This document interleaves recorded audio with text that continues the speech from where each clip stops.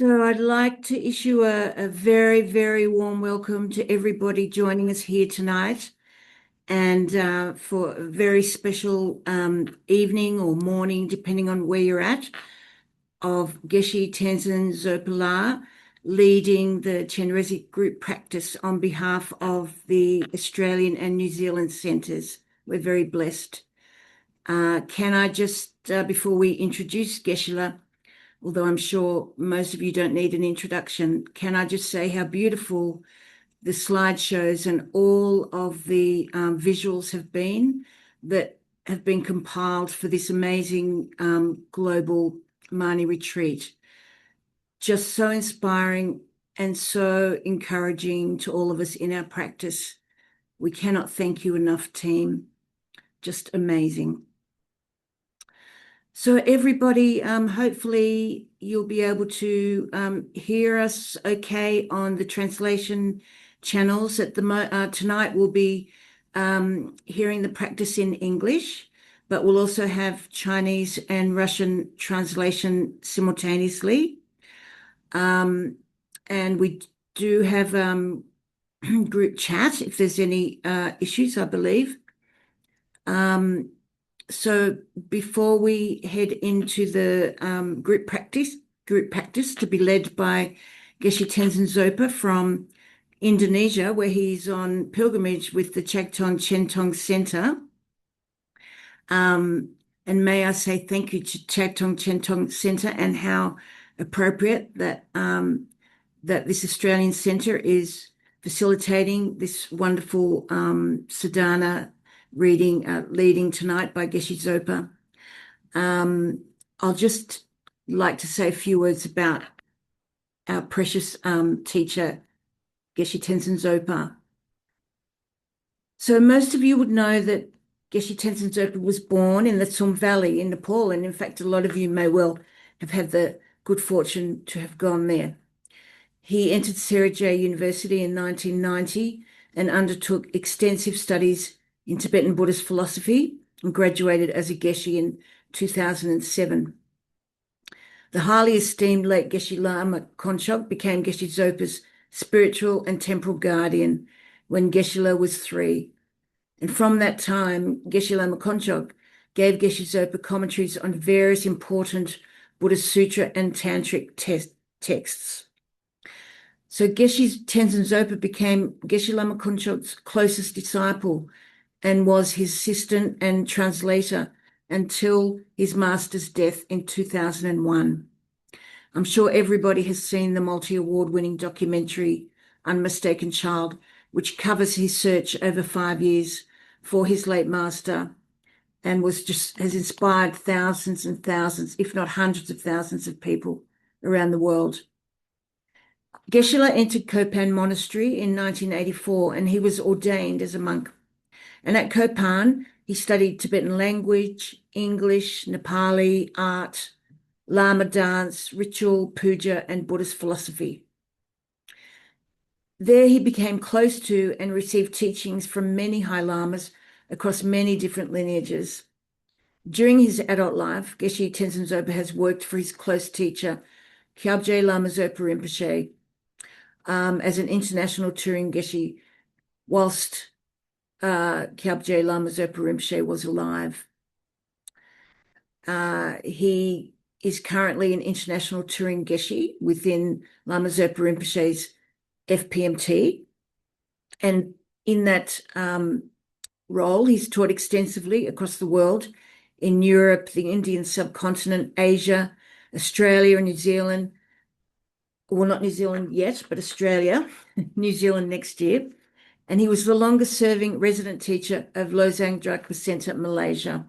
And a lot of those students are actually doing all the tech and have organised this most wonderful global Mani adventure.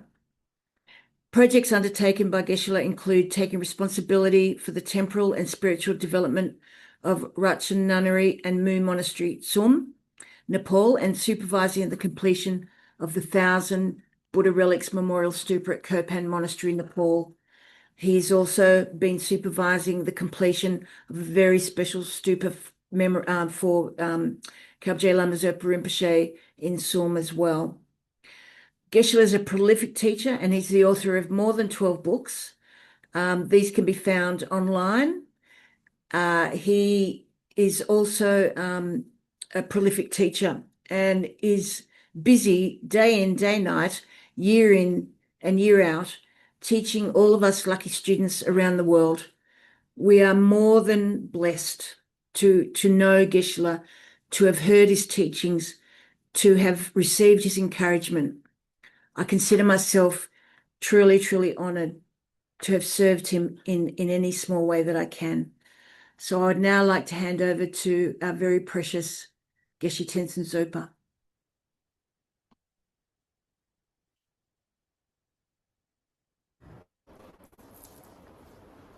Okay. Oh.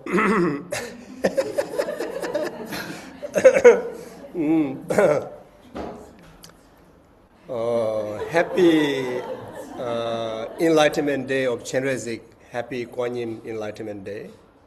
Happened to fall today, 1st of August. That's really amazingly auspicious, for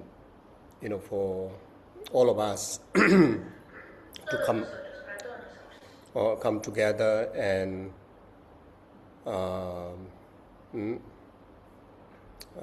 practice related to Kuan Yin, Chenrezig, through the very profound practice of Mani Retreat. I also would like to congratulate to the entire FPMT family to be able to fulfill our most precious Guru, Lama is one of the hard wishes to have Mani Retreat, and to be able to do that globally, coming all his spiritual students, spiritual children come together and collectively accumulating such a profound practice and the merit to fulfill Lama Rinpoche's enlightened, altruistic visions for the benefit of numberless sentient beings, temporary happiness up to the ultimate happiness of enlightenment. That is great deeds of expressions of Guru devotion. So I rejoice to all of us that who come together to do this. And also, it is such a wonderful platform where all these, the children of the spiritual father, Lama Rinpoche, and Lama Yeshe, and of course His Holiness the Dalai Lama, coming together and sharing our merit among each other in the form of gathering of Sangha community. And any prayers, supplications, and merit we accumulate through the community of Sangha, and especially the Sangha community who is upholding pure Samaya among the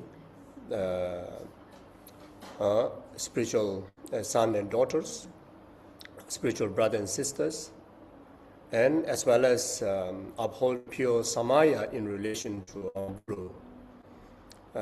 Whatever wishes we make, whatever prayers and supplications we make, and the supplications and the prayers we're going to make, and according with the profound blessed sadhana of Chenrezig, which is also very much compiled together by our own precious Guru, Lama Rinpoche,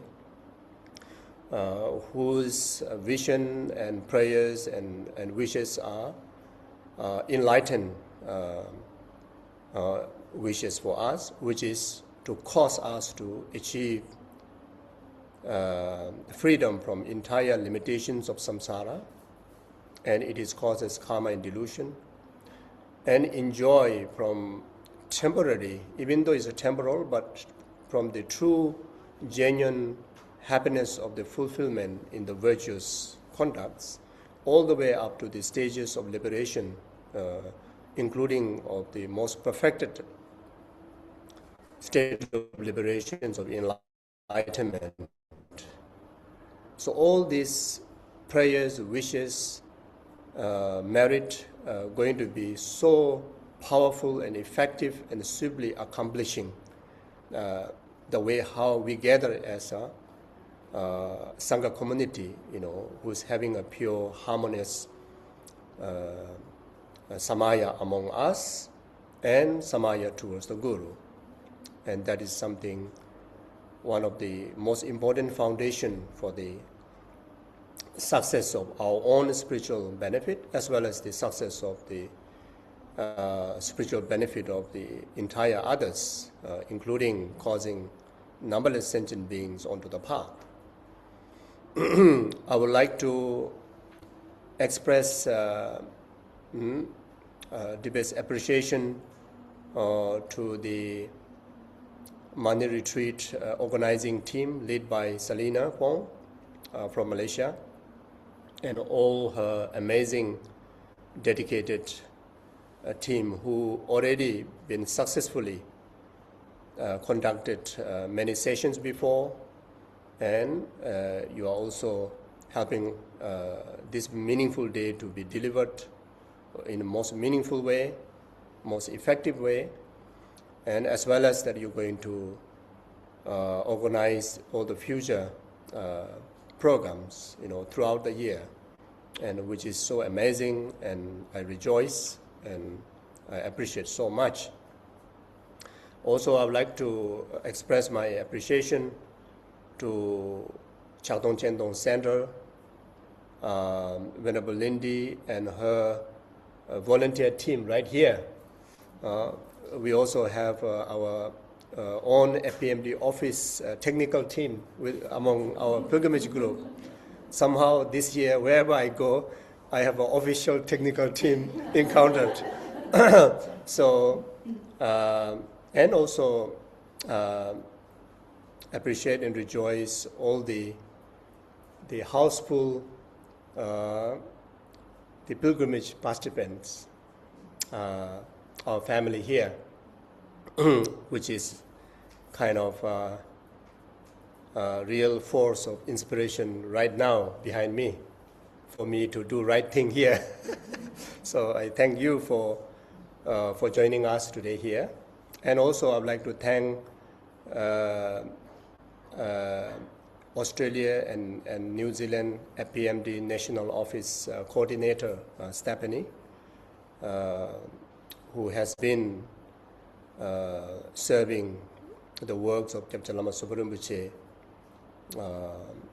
through the so many centers in Australia, New Zealand, for many years, and especially for myself, for so many years, she has organized in a most perfect way for me to effectively serve the centers, through sharing the Dharma, and including of Peter, who is backbone of Stephanie FPMT National Office in Australia. And also I'd like to thank all the center directors, SPCs, all the committees for your great service to the Dharma and great service to fulfill Lama Yeshe and Kyabcha Lama Sopa Rinpoche's holy wishes. I also would like to thank each and every one of the centers who are participating today here for this session, and each and every individual participants from around the world, especially contributing your merit, your pure samaya, your altruistic aspiration. Even one person extra makes huge difference to bring the effectiveness of the prayers that we conduct. So therefore, I rejoice in each and every one of you and mine and every participant's merit. So I thank you for each and every one of you for today's meaningful time. So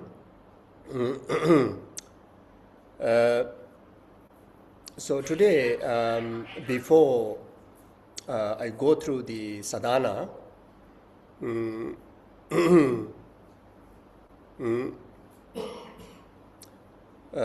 thought to offer a brief explanation to the one of very special texts and special practice. It is very much one of the hard practice to Gyabje Lama Sopa Rinpoche, the Guru Yoga practice, the Guru devotion practice. And this particular text, the calling the Guru from afar, even though there are so many different texts, but there are two particular texts that which also included within the FPMT prayer books, the longer version and the shorter version, calling the Guru from afar, which is especially very close to Gyabje Lama Sopa Rinpoche's heart. And unlikely than many other lamas and practitioners, Rinpoche always try to include, these prayers within many practices. Also to honor Gyabje Lama Sopa Rinpoche, and also to re-emphasize the importance of the integrations of Guru Yoga practice in all our practices, since Guru Yoga practice is the foundation for all the good qualities. Guru Yoga practice is the heart practice to all the practices. Guru Yoga practice is also a resultant practices to all the practices. When the practice of Guru Yoga is intact there, entire stages of the path comes in our way naturally, easily, swiftly. Along the journey of the path, if the path is integrated with the Guru Yoga practice, then we travel on the path steadily, naturally overcoming all the obstacles on the path. And even in the resultant stage, even after when we become a Buddha, or each time we progress on the stages of the realization on the 5 paths and 10 bhumis, when the Guru Yoga practice is the reason to achieve those benefits, the benefit of the realization and the practices reaching out to numberless sentient beings going to be in the most effective way, the swiftest way. There's no Buddhas also achieve Buddhahood without relying on the Guru. And no questions about we as a trainee will achieve benefit of the path and ground and enlightenment without relying on the Guru.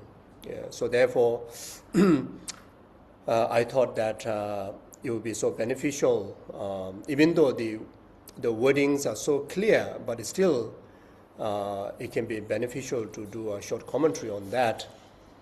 It is in the form of re-emphasizing the importance and also deepening the understanding, not just chanting, but also to able to take as a guide to meditation. As far as concerned with the different sections of the sadhana, the previous leaders of the sessions, and also I think coming leader of the sessions must have emphasized their benefits, their meanings, and will continue to emphasize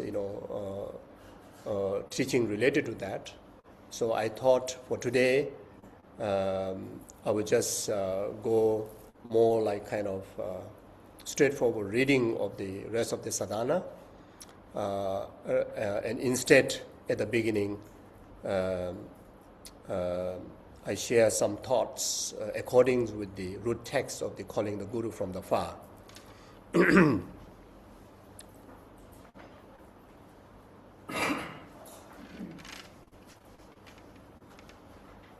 So I will read the text in English first. Guru, think of me. Guru, think of me. Guru, think of me. Magnificently glorious Guru, dispelling the darkness of ignorance, magnificently glorious Guru, revealing the path of liberation, magnificently glorious Guru, liberating from the waters of samsara, magnificently glorious Guru, eliminating the diseases of the five poisons, magnificently glorious Guru, the wish-granting jewel. I beseech you, please bless me. Magnificently glorious Guru, please bless me. To remember impermanence and death from my heart, magnificently glorious Guru, please bless me. To generate the thought of no need in my mind, magnificently glorious Guru, please bless me. To abide one-pointedly in practice in solitude places, magnificently glorious Guru, please bless me. To not have any hindrances to my practice, magnificently glorious Guru, please bless me. To realize without error the view of the fundamental nature of reality, magnificently glorious Guru, please bless me. So that all bad conditions appear as a support, magnificently glorious Guru, please bless me. To accomplish effortlessly the two works of self and others, please bless me soon. Please bless me very soon. Please bless me on this very cushion. Please bless me in this very session. So this is the the short versions of the Guru calling from afar. Then after that, there are two very important prayers are attached. The first one is to overcome any limitations from our side in relation to the Guru. May I not give rise to heresy for even a second in regard to the actions of the glorious Guru. May I see whatever actions are done as a pure. With this devotion, may I receive the Guru's blessing in my heart. Then the the next verse is magnificent and precious root Guru, please abide on the lotus seat at my heart. Guide me with your great kindness and grant me the realizations of your body, speech, and the mind. So this prayers, as I mentioned before, the meaning of the prayers is the Guru Yoga practice. It is one of the hard practice in Tibetan Buddhism. Expressed in a very obvious way, even though it's a hard practice in all Dharma practices. It expresses the complete reliance upon the spiritual teacher as the embodiment of the Buddha, Dharma, and Sangha, and seek blessing from the entire path of enlightenment, from renunciation to wisdom, and finally to benefit all sentient beings and out of enlightened mind. So in this text, repeatedly mention the word Guru, think of me. It's very much the word of invocation. At least here you can find at the beginning 3 times, saying Guru, think of me, Guru, think of me, Guru, think of me. You can also attach this these 3 repetition even at the end. It is not merely request for attention from the Guru, but it is expressions of deep faith and supplication in a very urgency way to accomplish the path, to achieve the state of Guru Buddhahood, in order to make one's being in the most beneficial service of the numberless sentient beings' well-being. So that is the very much expressions of urgency to Guru to abide, through the blessing of his wisdom, through his inspiration, through his guidance into our being. Also, in Tibetan, the meaning "think of me" also can understand as hold me in your compassion, requesting Guru to hold me in your compassion. Simply meaning that never to let me create the causes of suffering and always elevate me from the bondage of samsara. It is also expressions of do not let me be separated from Guru's blessings of his guidance, his pleased mind to your conducts, his teachings, and his inspiration, not just for this lifetime, but ever lifetime, until we achieve the Guru Buddhahood, which is the state of enlightenment. And it is also expressions of inspire my mind with your realizations, inspire my mind, all the qualities that manifest from the works of the Guru's body, speech, and mind. Always include me to witness them. Very much, Guru think of me is very much meaning that. Then also it means that protect me from all the wrongdoings and protect me from wrong thinkings, wrong attitude, wrong views, wrong physical conducts, wrong verbal speech. So very much shield me, shield my body, speech, and mind, through your watchfulness, so that I can be all the time be mindful of Guru's presence to discipline myself to only to perform the action that pleases the Guru's heart, pleases or the action that which is harmony with what Guru aspire for you. It is also calling or voice of always be there to stay away myself from all the obstacles, like obstacles of laziness, obstacles of distractions. So mainly the obstacles of laziness and obstacles of the distraction that very much the distractions of worldly concerns. So in short, it's a repeated emphasis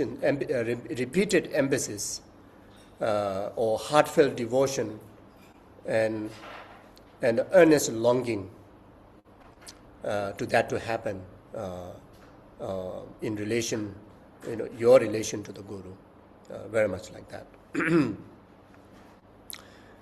So if I may offer a brief kind of explanation to line by line. The first line, magnificently glorious Guru, dispelling the darkness of ignorance. So ignorance is the root of samsara. It is the mistaken grasping that truly exists in self and world. The Guru dispelled this darkness by teaching wisdom and pointing out, reality as it is. Like the sun removing darkness, the Guru's teaching removed confusion. So that's what it meant. The second line, the magnificently glorious Guru, revealing the path of liberation. So without knowing the path, the path towards liberation, the path that can bring out of this confusion and the contaminated existence of the samsara, which our current stage, wander endlessly in the self existence, under the control of others' power. Never ever had freedom to experience, in our own will, everything, experience the samsaric life under the control of the other's power, the karma and delusion. We never really experience true happiness while we are in samsara. Even those of the mundane success, good health, youthfulness, so-called pleasure, very much, in fact, is not a true happiness. It is still falls in the category of suffering, the suffering of change. And no question about just being in samsara itself is miserable. Samsara means suffering.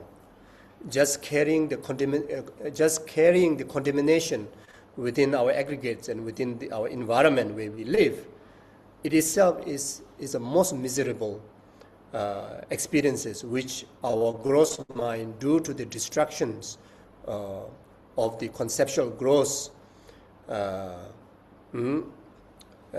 distracted attitudes, we are unable to understand them as a suffering. But in fact, the contamination itself, or the just having the contaminated aggregate itself, is the most miserable phenomena, which we call samsara. We normally regard suffering or pain as a suffering, and able to understand that as a suffering. But it is only with the Dharma, through the eyes of Dharma, we may be able to understand the suffering of change as a suffering, and the suffering of pervasive compounded suffering as a suffering. Otherwise, this ordinary human samsaric emotional mind have no capability by itself to understand suffering as a suffering.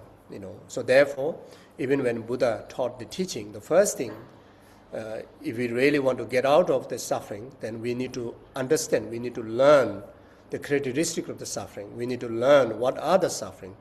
And in particularly, when Buddha asks us to know the suffering, learn about the suffering actually referring to the third level of suffering, not even referring to the suffering of change and suffering of pain, is referring to the pervasive compounded suffering, the contaminated aggregates, our body, our mind, our feeling, our compositional factors, and all the environment that we live, including, what we see, what we think, what we hear, what we feel. So only by understanding the suffering, we will have the heart of renunciation to get out of that, you see. So therefore,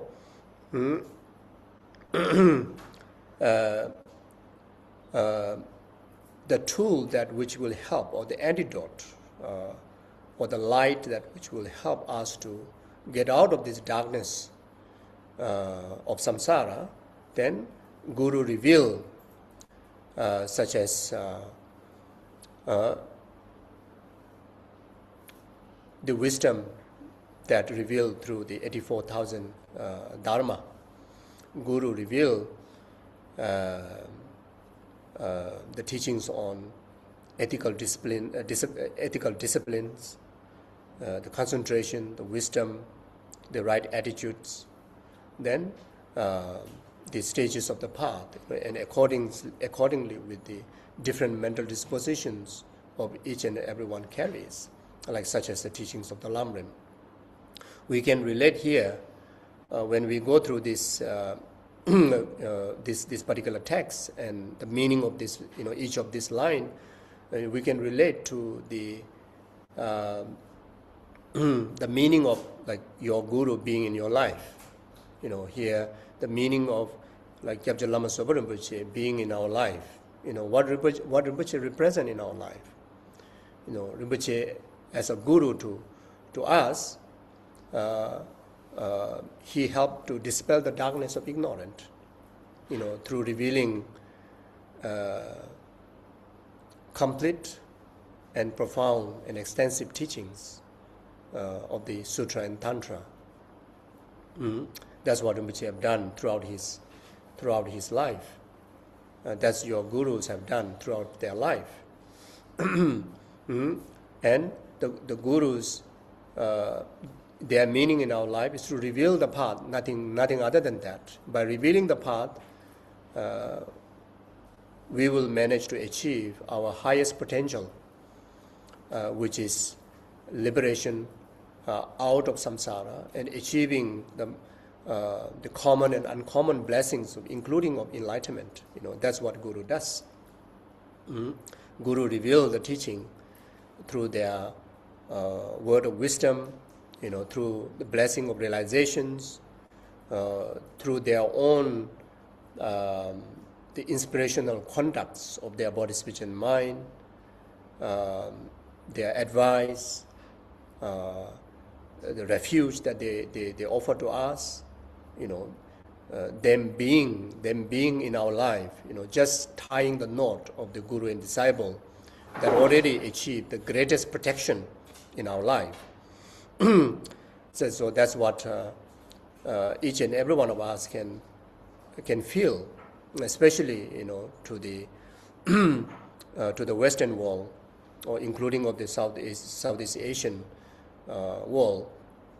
The Buddha's teaching, the complete aspect of Buddha's teaching that the Tibetan Buddhism have transmitted or preserved, entire Vinaya, entire Sutra, entire Tantra, the tradition or the lineage or the teaching that which carry the qualities of the all the teaching that the Theravadan lineage have practiced, the intake of all the Vinaya Sutras, and all the teaching that Chinese Mahayana have preserved, the entire Bodhisattva Sutrayana practice.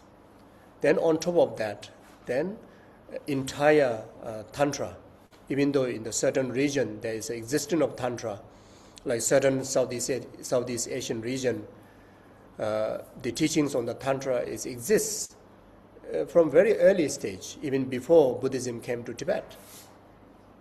But those tantric lineage is not up to High Sukhi Tantra. Some up to Kriya Tantra, Action Tantra, and up to Yoga Tantra. But as far as concerned with the preservations of the High Sukhi Tantra, which give us the tools of the Dharma, that if our diligence is enough, it's something that can cause enlightenment within this very cushion, like as what the prayers emphasize, to cause my realization on this very cushion right now. But you need to have the tool to cause that. Guru need to have a blessing to offer to that, to us, to transmit to us. And that comes from the tantric teaching, in particularly High Sukhi Tantric practice, the generation and completion stage of the tantric practice. So the Tibetan Buddhism is quite alien, about 60, 70 years before to the West, and even to the many of the Southeast Asian region. And in relation to Lama Tsongkhapa's lineage, Lama Yeshe and Kyabje Lama Sopa Rinpoche, they were the pioneer. They were the very first lamas. Even the Tibetan refugees, they haven't moved from Buxar to the South India yet. These lamas are already came out and already prepared to share this complete Dharma to the West. And we are the benefits. All the FPMT centers are the benefits. All of you, from each and every one of you. And some of you may never met Lama Yeshe. Some of you may never met, may not met Kyabje Lama Sopa Rinpoche, may not have received their initiation, their teachings, their vows. You may receive teaching from other teachers, Geshes, Rinpoches, eminence. You may have received initiations, or you may have even monastic vows received from the Geshes, eminence, Rinpoches. But all these eminence, all these Geshes, all these teachers within the FPMT centers, including of the Western teachers, Asian teachers, Tibetan Himalayan teachers, very much under the request, under the guidance of Lama Yeshe and Kyabje Lama Sopa Rinpoche, they came into our life. So that's a fact. Even from the earlier time, those of unbelievable, lineage holders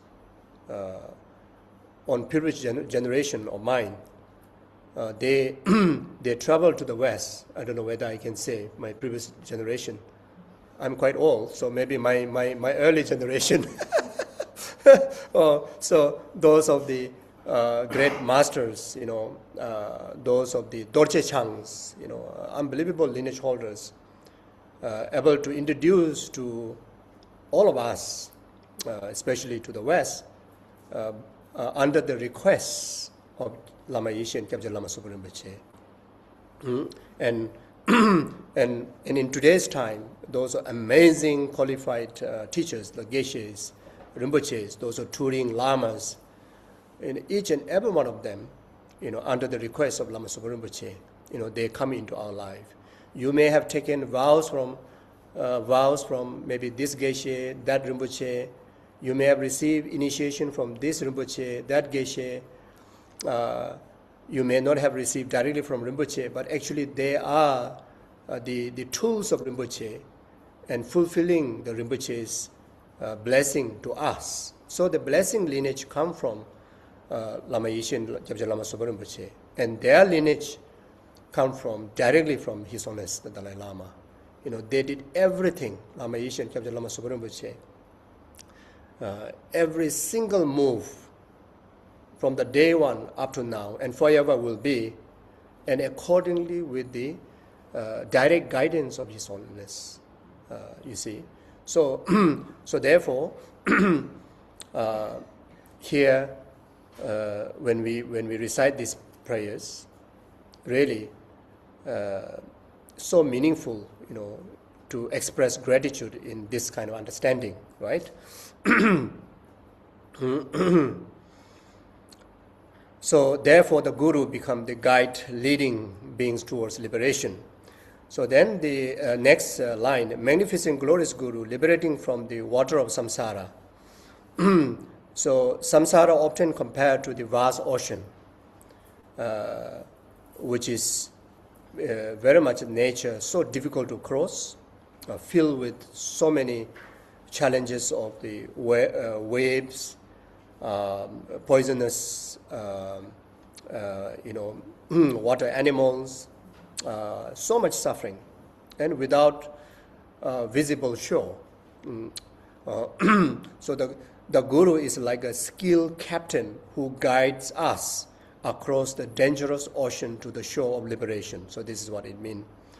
Then the next line, magnificently glorious Guru eliminating the diseases of the 5 poisons. So the 5 poisons are ignorant, not understanding the relative truth of self and phenomena, the interdependently existent, and the ignorance of not understanding the ultimate truth of the empty of inherently existent of self and the rest of the phenomena. Then attachment, anger, ego, pride, jealousy are the 5 poisons.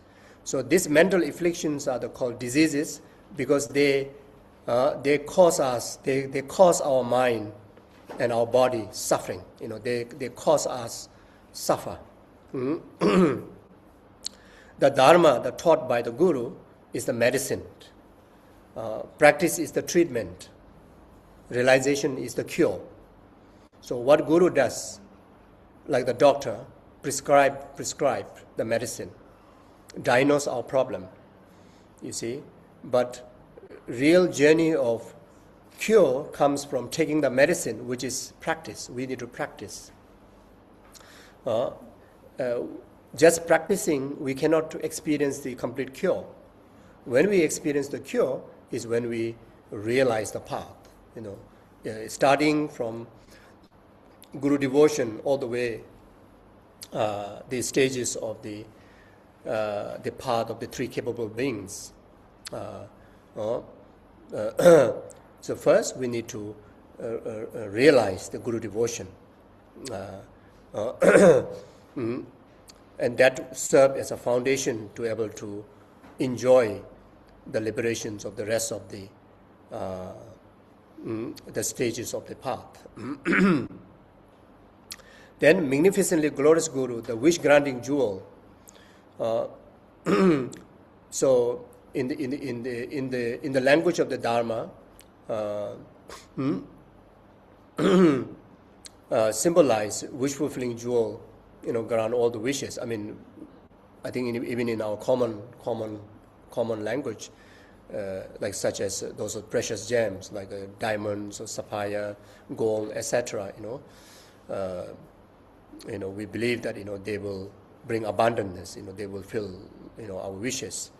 And the Guru, exemplified by wish-granting jewel, the Guru surpasses even such a jewel because worldly wishes bring only temporary benefit, while the Guru bestow the success, or Guru bestow the blessings, or Guru bestow the abundance of true happiness from now all the way up to the peerless lasting happiness of enlightenment.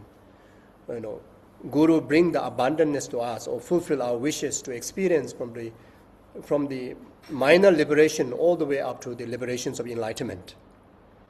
That's what Guru does, including grant the wishes of our innate voice, which is only wanting to experience happiness, never wanting even to experience the slightest form of misery. And we always aspire for everlasting, perfect happiness. And the Buddhahood is the only stage, is a perfect, everlasting, complete happiness. And relying on the Guru, fulfilling the Guru devotion practice, we will be granted the wishes of even completing the Buddhahood. So then after that, the line says, bless me to remember impermanent and death, To remember impermanent death from my heart. So this particular line, to remember impermanent death from my heart, is to requesting Guru to bless me, always have a mindfulness of remembering the reality of impermanent about life, including of the reality of life that eventually will cease to death. So this is the beginning of genuine Dharma practice, to remember, to being mindful, able to be mindful the nature of impermanent and death in relation to the life is very much, the Kadamba great masters emphasize, whenever you don't remember death and impermanent, any form of practices never become a true practice, true Dharma practice. It become a mixture of worldly Dharma, means didn't become a cause of perfect liberation. So merely understanding impermanent intellectually is insufficient. The prayer asks for realization from the heart. And as I mentioned this morning, the realization is something that it becomes spontaneous in your heart, spontaneously arriving in your heart. That's what required. At the moment, we have to cause to remember. We have to inspire to remember, being mindful of death and impermanent. It doesn't naturally remember. You see, so we have to repeatedly meditate on it until that it become natural to our awareness. Whenever there's awareness of seeing the nature of impermanent. So the benefit of remembering the dead and impermanent cut the attachment to the worldly concern, which is a source of abundance of suffering. The attachment to the worldly concern, name, gain, fame, etc., is the worst source of our suffering, of default. You see, so remembering death and impermanent help us to antidote, to release from the bondage of worldly concern. And also, it always keep us steady on the path. It create urgency in our practice. We will be never get distracted by desirous excitements, and we also will be not distracted by laziness. So whenever we have mindfulness of death and impermanent, then always, will able to be on the path. Then, so these are the benefits. So as a Milarepa emphasized, that awareness of death inspire, his entire spiritual success. Because of he remembered the death and impermanent, he managed to renounce the worldly concern. He managed to dedicate his life in the serious solitude practice. And because of that, now he is free from all the suffering, including the suffering of death. So then after that, the line says, to generate the thought of no need in my mind. So this particular line is requesting Guru to bless me to generate no needs, have a heart of contentment. So this refers to the contentment, the heart of renunciation. How to define whether our practice really become genuine path to liberation or not is very much defined by whether we have the heart of renunciation to the worldly concern or not. So here, requesting Guru to always have the mindfulness of renunciation means ever be contented in relation to the grasping to the worldly concerns. So no need means literally not constantly seeking more material possessions, the worldly concerns, the material gains, name, etc., positions. It comes in your way, take it and use it meaningfully as a tool to benefit sentient beings. But otherwise, never spend, our energy to obtain those worldly benefits. No need also means not being, controlled by desire. Never to get controlled by desire. Desire again in relation to not just talking about sexual desire, but desire to the worldly concerns, material objectives. No need also means being satisfied with the simple conditions in relation to practice. Whatever condition that you have, always remember that this is a perfect position for me to practice Dharma fully. So this is understood as one of very important blessing that we should require, because we always have excuses. I have no time, I'm busy, I have family, I need to work, I have this responsibility, that responsibility, I'm not in the cave yet, etc., etc. I'm not in the pilgrimage yet, So wherever you are, you need to regard that is the best place for you to practice, and you have the entire necessary conditions for you to practice. When we are sick, that's the best time, that's the best condition to practice. When you are happy, that's the best time, best condition to practice. So it is not easy for us to remember this. We get distracted, lose our focus. Whenever we are happy, we lose our focus from the practice. Whenever we are unhappy, we lose focus on our practice, you see. So this is a serious blessing that we need as quickly as possible to arrive in our heart. So the practitioner develop inner wealth rather than dependence on the external circumstances. So this is one of the Kadamba masters, the heart teaching.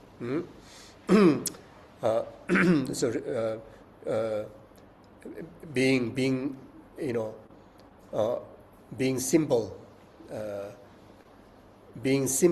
in the concern of the worldly matters, but being profound, extensive in relation to the spiritual responsibilities.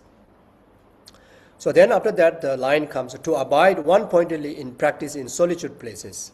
So this one is requesting Guru to bless me to practice in solitude. So solitude has two kinds, external solitude and inner solitude. Outer solitude is very much freedom from distractions, excessive socializations, and worldly busyness. the inner solitude is very much free, free from attachment, aversion, and mental agitations, free from laziness, free from excitements, of attachment, etc., are the inner solitude. So this is our most important condition we need in order to fulfill our Dharma practices up to the fruition. Without these conditions, our Dharma progress will be very slow, ineffective. So therefore, the requesting this particular line to the Guru, may I have the stable meditation and undistracted kind of journey on the path. Then after that, the line is to not have any hindrances to my practice. So this is requesting Guru to always protect me from inner outer secret obstacles. And whenever you practice Guru Yoga, in particularly the essence of the Guru Yoga is always being in the mindfulness of inseparable of yourself and the Guru. Entirety of your being is inseparable from your Guru. Guru's entire being is inseparable from your being. And always validating what to say, what to think, what to do, according with what Guru would do. What Guru would say no to something, what Guru would say yes to something. Validating all our conducts of body, speech, and mind according with the conduct of the Guru, become the greatest protection, protection to our life, greatest protection to our practice. So this is what we are asking. Asking protection from outer kind of obstacles like illness, difficult circumstances, lacking of resources. If you seriously, wholeheartedly, you really, you have the Guru Yoga practice, you will never kind of limited by resources, even external resources. When you have a true Guru Yoga practice, you have the true Dharma practice. Then, as a Buddha says that when Buddha, through his omniscience, look around to the universe, there's not even one single skeleton of a person who died starvation as being as a true Dharma practitioner. No one skeleton found. But there are mountains of skeleton found around the universe, and those who died due to starvation, but their livelihood were like big businessmen and power holders, etc. So when you practice true Guru Yoga, we will never limit. Even though you think that they may be possible to limit, but that's limitations of our own genuine Guru Yoga practice. But if you truly have a wholehearted practice, in fact, that brings all the success that we want for.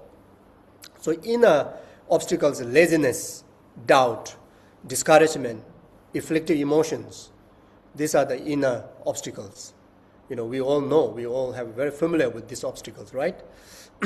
So if we wish to overcome these obstacles, strengthen our Guru Yoga practice. So the practitioners, like us here, request condition favorable for spiritual development. So then after that, the line says, to realize without error the view of the fundamental nature of reality. So this is asking Guru to bless for me to realize emptiness, realize genuine conviction on the karmic law, cause and effect, or interdependent existence. So this is the heart of the Mahayana path. The fundamental nature of reality refers to emptiness, suchness, ultimate truth. So the prayers ask not merely for intellectual understanding, but direct realization free from extremes.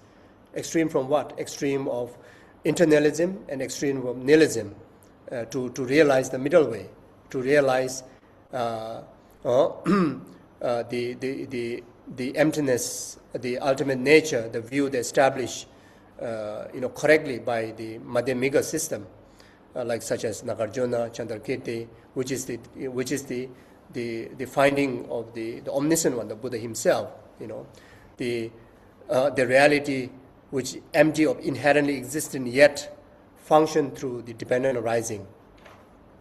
So this union or the finding of the ultimate reality of lack of inherent existence in the meaning of dependent arising, and finding of the existence of interdependent existence in the meaning of lack of inherent existence, or that view has to be realized in order for us to have a correct causes to really to deliver liberation, enlightenment, without which even we aspire for liberation, we won't achieve liberation, So this is one of very important practice of the Mahayana path. Then after that is so that all bad conditions appear as a support. So this particular line teaching us requesting the Guru to bless us to always have the immense system of our mindfulness and introspection to be able to transform entire adversities onto the path, entire tragedy onto the path, entire suffering onto the path, entire befall onto the path. So this is again one of the very important practice of the Mahayana teaching, which directly emphasize again and again in the practice of Lojong mind training treatise. So this is very much the heart of the Lojong, the mind training practice. Ordinary beings, non-mature into the teachings, understanding of the teachings of the Lojong or the Lamrim or the Mahayana path, sees difficulty as obstacle. But those true practitioners sees all the difficulty as opportunity. The practitioner learn to transform sickness comes in our way, into compassion, to develop compassion. Criticism comes into our way to develop humility. Loss come into our way to develop renunciation.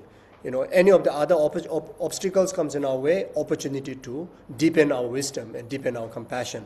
Thus, even unfavorable condition become a fuel for awakening, fully awakening, including of delivering enlightenment, like that. So then after that, the line says, to accomplish effortlessly the true works of self and others. So here, also requesting Guru to bless, to achieve my ultimate benefits as well as the ultimate benefits of the others. So benefit for oneself, such as the liberation, actualizing wisdom, then including of the achieving the Buddha's wisdom body is one's own ultimate benefit. The ultimate benefit of others is the compassion, bodhicitta. Then achieving Buddha's form body, the Nirmanakaya form and Sambhogakaya forms of the body, is the highest benefit of the other sentient beings. So the Bodhisattvas seek both simultaneously. So like anyone who aspire to train in Mahayanic path and the Bodhisattva's way of life, then we need to strive the benefit of self and others simultaneously. While benefiting others, not something to give up yourself, to your own benefit, While striving benefit for yourself is no need to give up the benefit to others. So these two benefits should strive from very beginning simultaneously. Then the result will be achieved simultaneously in Buddha's wisdom body as a self ultimate benefit, Buddha's form body, the ultimate benefit of others will achieve simultaneously, right? So without accumulating the cause simultaneously, how to deliver to achieve the result simultaneously. So therefore, from very beginning, from very today, we need to practice also to accomplish one's own wish, one's own ultimate wish.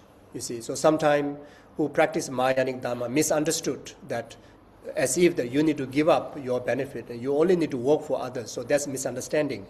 So even the definition of bodhicitta is saying, for the benefit of numberless sentient beings' enlightenment, for the benefit of others, I must achieve a state of enlightenment. You see, there's two aspirations make bodhicitta. You see, and that's our initial intentions of the path, right? Intention of the training. But then, if this is not understood, correctly, or didn't interpret correctly, because of emphasizing the greatness of the the concern of the well-being of others, and some misunderstood that we need to forget about ourselves. So, so here, even in this text, emphasize that seeking the blessing to accomplish the benefit of self and others simultaneously. Or then, benefiting others itself is the greatest way to benefit oneself. Benefiting others itself is the greatest way to benefit ourselves. If you want to be happy, you make others happy. You see, if you want to have a material abundance, make offerings, make charity, benefit others with resources. You see, if you want to have more friends, you be a friend of others first. Then others will be your friends, like that. If you want praises, you need to praise others. You see, if you want less criticism, and you never criticize others, like that. You see, so benefiting others is the best way to benefit ourselves. So then after that, the line says, please bless me soon. Please bless me very soon. Please bless me on this very cushion. Please bless me in this very session. So this line expresses utmost urgency to whatever we have learned before to actualize right now, not after the coffee, not later, not after money retreat complete the end of the year. No, right now, right today, like that. So the practitioners like us is not asking for worldly success, but immediate transformations of our mind. So ultimate, the success actually asking is through those blessings able to transform my mind, my worldly mind into a bodhicitta mind right now, like that. So this very cushion referred to the very cushion is wherever you are sitting when you are reflecting on any of the Dharma. That's your very cushion. This very session means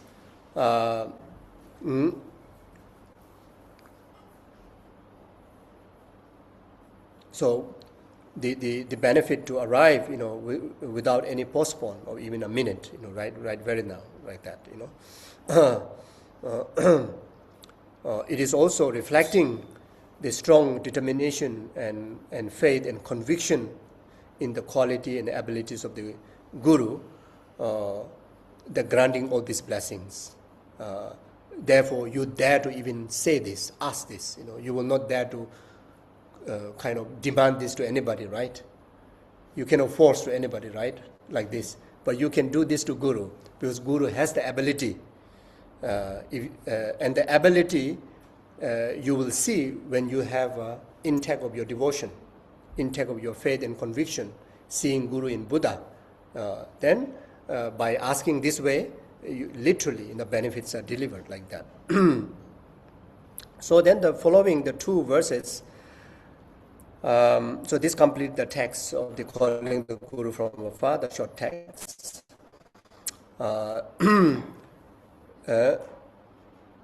So this particular verse, the first verse, is the practice of mindfulness to see all Guru's actions as a pure, the Guru's actions as the actions of the Buddha. So may I not give rise to heresy for even a second in regard to the actions of the glorious Guru. So heresy means wrong view, loss of faith, regarding to the Guru. We lost faith in the Guru when we start to see faults in the Guru. Whether the Guru from their side, whether it's a Buddha or ordinary person, as long as you establish Guru-disciple relationship for your benefit of enlightenment, when you see Guru as a Buddha, even the Guru, from their side, they are not Buddha, you receive the blessings of the Buddha. If you see Guru as an ordinary person, you just receive that ordinary benefit. If you see faults in the Guru, you receive the faults, like that.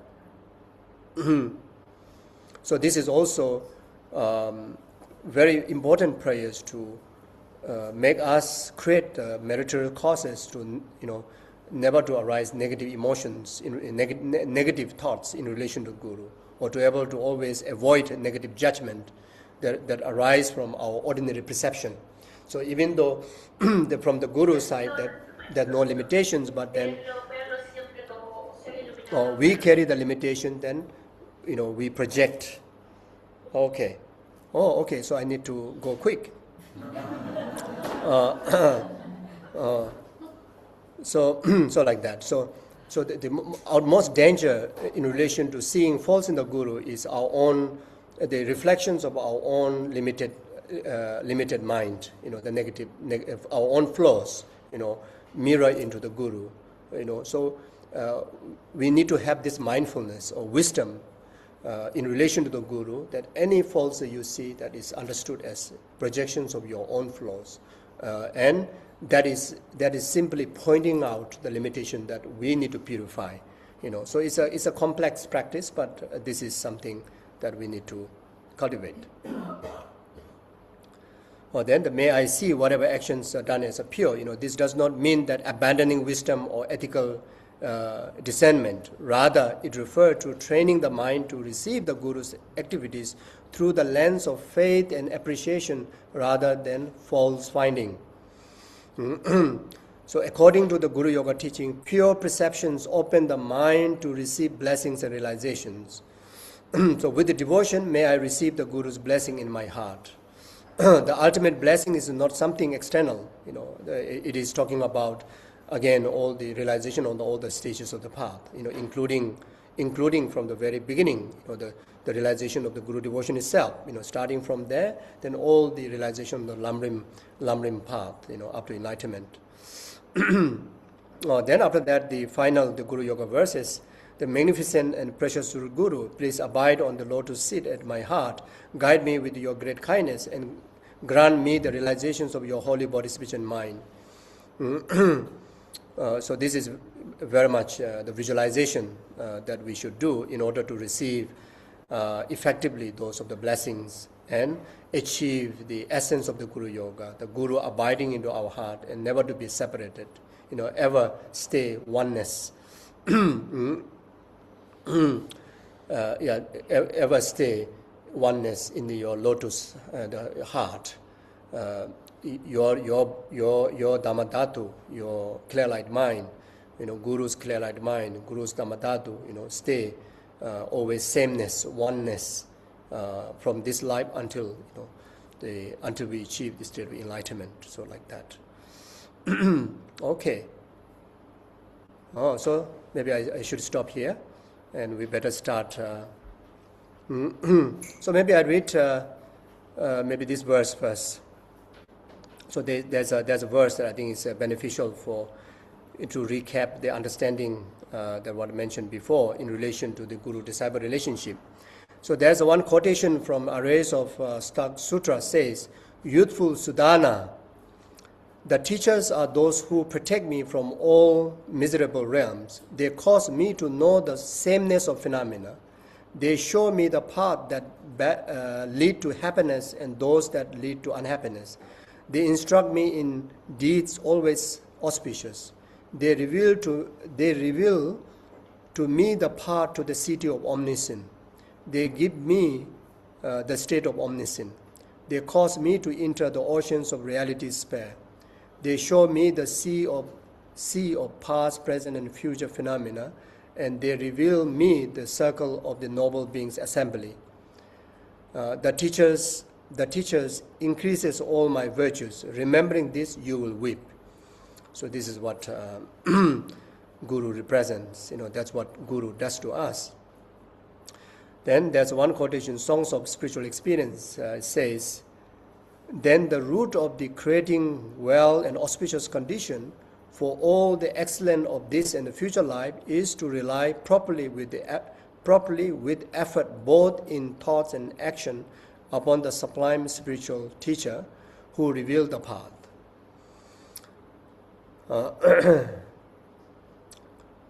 So such a qualified teacher, in order to receive the blessing, we as a student also need to have basic, qualities. Otherwise, even you have a teacher that who is actually is a Buddha, but we as a student don't have the quality, basic quality, then we won't able to receive the full benefit. So the defining characteristic of the student Aryadeva's 400th stanza, it's emphasized. It is said that one who is non-partisan, intelligent, and diligent is the vessel for listening to the teaching. The good qualities of the instructor do not appear otherwise, nor do those of the follow listener. Then the Maitreya's ornament of the Mahayana Sutra, it says how to rely the teacher, how to rely on the teacher. Such a qualified student, how they rely on the qualified teacher. Respect, service, and practice. Then our Ghosha's 50 verses on the Guru says, what need is there to say much here? Do whatever pleases your Guru. Eliminate all that displeases them. Analyzing this, strive at it. From the same text it says, offering to your pledge master constitute continuous offerings to all the Buddhas. Offering to them is the collections of merit. From the collections of merit and the sublime wisdom comes the supreme attainment. Then how to rely the Guru in thoughts and action. So there's a quotation, Tantra bestowing the initiations of Vajrapani, it says, if you would ask, O Lord of the secret, how disciples should view their master, then I would answer that they should view them just as they view the Bhagavan. If the disciple view their master in this way, they will always cultivate virtues. They will become Buddha and benefit the entire world. It says like that. Then from the same text it says, keep the master's good qualities in mind. Never seize upon their faults. Keeping their good qualities in mind, you will reach attainment. Seizing upon their faults, you will not. Seeing upon their faults, you will not. Then there's the 10 teachings of the sutra. It says, develop the following idea with respect to your teacher. It says this: I have wandered for a long time through silent existence, and they search for me, like exactly what Lama Yeshe, Jambi Lama Sopa Rinpoche, did like that. They're refugee from Tibet to India. They don't even have a proper place to stay. They don't even know how to speak proper language. But then they vision to come to us, to all the way to the west. So far, can you imagine that time? It's not easy. It's totally different culture. It's like a two alien meeting together and try to make deal, successful deal. It's not easy, you see. So we should think like this whenever we think of the Guru. Here we think of Lama Sopa Rinpoche. We think like this. I have wandered for a long time through silent existence, and he searched for me. They searched for me. I have been asleep, having been obscured by delusion for a long time. You see, and they woke me. They pulled me out of depth of the oceans of existence. I have entered a bad path, and they revealed the good path to me. They released me from being bound in the prison of existence. I have been worn out by illness for a long time, the illness of samsara. And they are my doctor. They are the rain cloud that put out my blazing fires of attachment and the like. Especially Lama Yeshe, Jambi Lama Sopa Rinpoche, their style is very unique, special compared to many other teachers. They really hits the ego of all of us.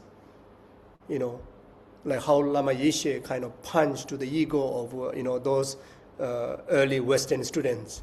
How Jambi Lama Sopa Rinpoche, up to his last breath, kind of like a hit onto our egos. Punch and punch and punch. You see.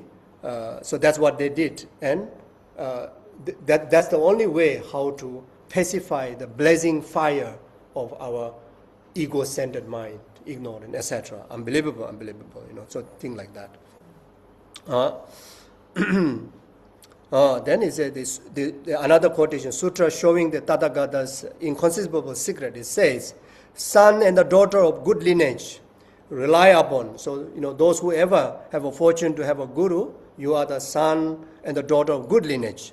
rely upon, become emotionally close to, serve, and venerate the Guru with great respect. If you do so, your thought will be virtuous through hearing virtuous teaching, whereby your practice as well will be virtuous.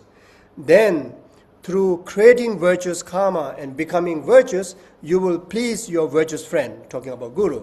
You also will not bring suffering upon others or yourself, because you will not create non-virtuous karma, but will only cultivate virtues. As a result of guarding others and yourself, you will complete the path to unsurpassed enlightenment, and therefore will be able to work for the welfare of living beings who have entered a wrong path. Thus, once Bodhisattvas rely on the Guru, they will complete all their collections of good qualities. Thank you. Okay, so now I have 10 minutes to complete the sadhana.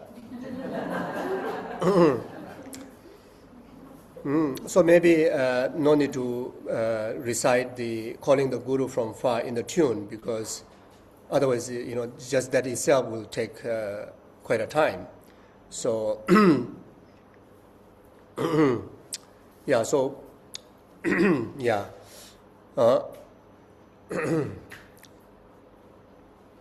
So refresh our refuge in Guru Buddha Dhamma Sangha, especially remembering the unbelievable Bodhisattvas deeds, enlightened deeds of the precious gurus like Gyabje Lama Sopa Rinpoche, your spiritual gurus like His Holiness, and your heart get inspired. Think of the immeasurable, countless eons of lifetime, compassionate Buddha, Chenrezig, being in action, alleviating suffering of numberless sentient beings, and abiding them in the stages of liberation and enlightenment. All the way up to today, manifesting in the form of His Holiness, and outpouring immeasurable compassion, loving kindness to entire numberless sentient beings. Look at ourselves, we are one of the most fortunate ones to receive those benefits. How inspiring it is. Generate your, reinforce your bodhicitta motivation, inspired by the merit and refuge field, and aspire to become just like them, and dedicate entire our existence, in particular this whole life, this very year, this very month, this very week, this very session, to be most beneficial for numberless sentient beings, temporary happiness up to the ultimate happiness of enlightenment. Be most meaningful to fulfill all Gyabje Lama Sopa Rinpoche's holy wishes. Rejoice already, able to follow the aspirations of the Guru in this way.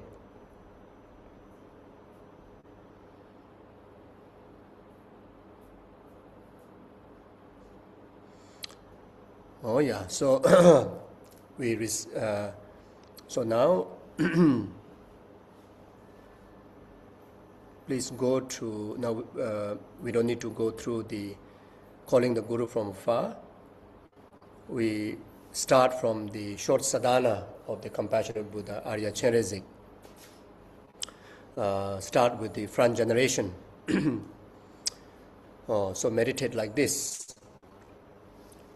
With firm concentration, visualize above your head or in the space in front of you your most kind root Guru, like Gyabje Lama Sopa Rinpoche, essence of all the Buddhas, in the divine form of Thousand Arm Chenrezig, who is the embodiment of the infinite Buddha's compassion. Thousand Arm Chenrezig stands on the lotus and moon seat.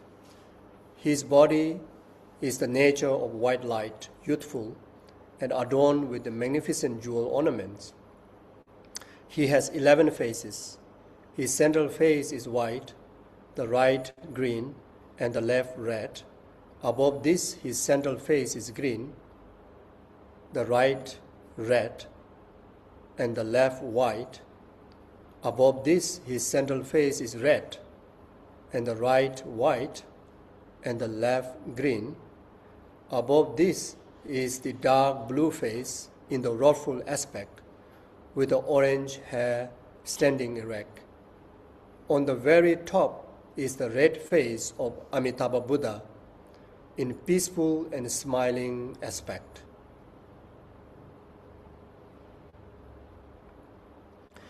Chenrezig's first two hands are folded at his heart and hold a wish-fulfilling jewel. The second right hand holds a rosary, crystal rosary. The third is the mudra of granting the sublime realization. And the fourth holds a Dharma wheel, golden Dharma wheel. The second left hand holds a white lotus, giant, magnificent, most beautiful, fresh lotus. The third holds a water vessel, the vase,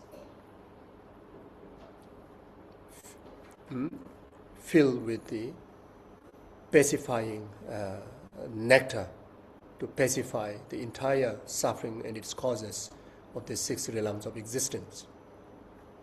And the fourth holds a bow and arrow. The remaining 992 hands are in the mudra of granting the sublime realization. An antelope skin is wrapped over his left shoulder, and he has a lower garment of fine cloth. So simply feel from depth of your heart, as mentioned, completely, vividly actualize above your head or in front of you. It's very much like a bird eye view. It's all there, and not necessarily, even though if you don't remember the detail, but just simply understand the entire compassionate Buddha merit field is absolutely present for you to create the immeasurable benefit of accumulations of merit through the rest of the sadhana, and bring about immeasurable purifications of limitations within self, within your family members, and within the rest of the sentient beings, through the rest of the sadhana practices.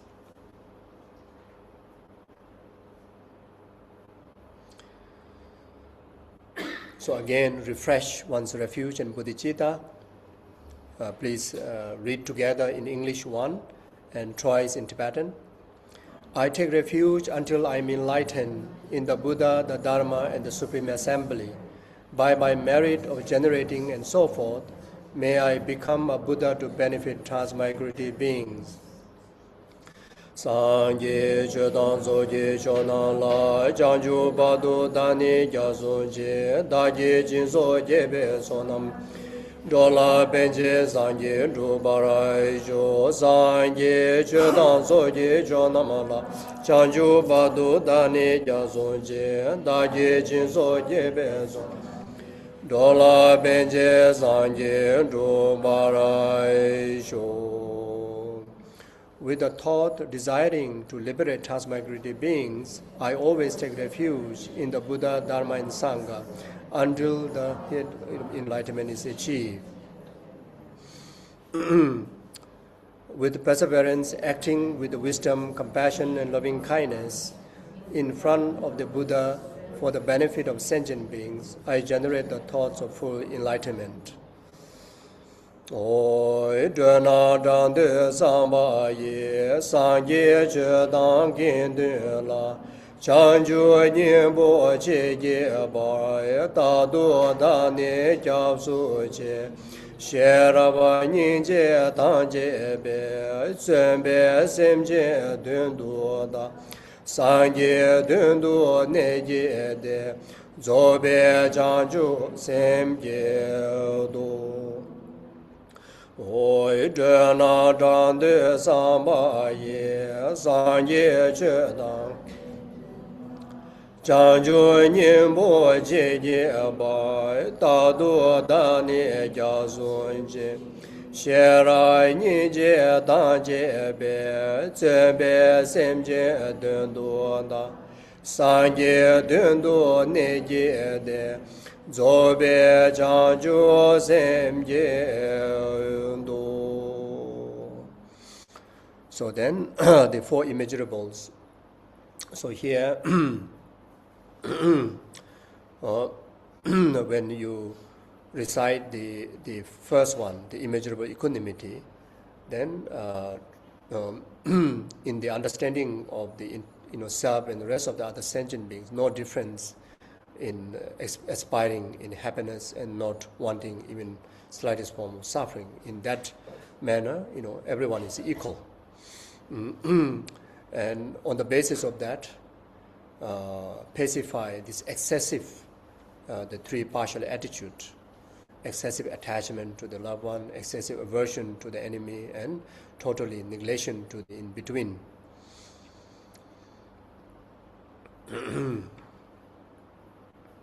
So then after that is the immeasurable of love.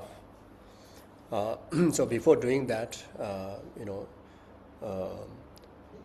on the basis of understanding of the karma, understanding of the reincarnation, having our reincarnation from beginningless lifetime, then we have dependent on the rest of the numberless sentient beings as a mother, just like how we have dependent on our parent to have this precious human life. So remember all sentient beings as one's mother, and remember their kindness while they are being as a mother, like just how I've expressed this morning. Having this physical body which is given by our parents, managed to utilize so many meanings of Dharma, etc. The sentient beings also have been kind even while they are not being our parents. Sentient beings are the reason that we can develop the greatest attitude of loving kindness, compassion, and bodhicitta. Sentient beings are the reason that which will make us to able to achieve the state of even full enlightenment. Without sentient being, we won't able to achieve full enlightenment.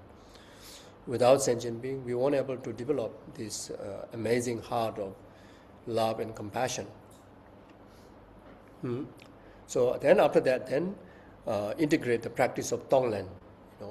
Give when we recite the immeasurable practice of love, then give all our merits, all our happiness, whatever goodness that we have in the past, now going to have in the future, to the well-being of numberless sentient beings, temporary happiness after the ultimate happiness of enlightenment.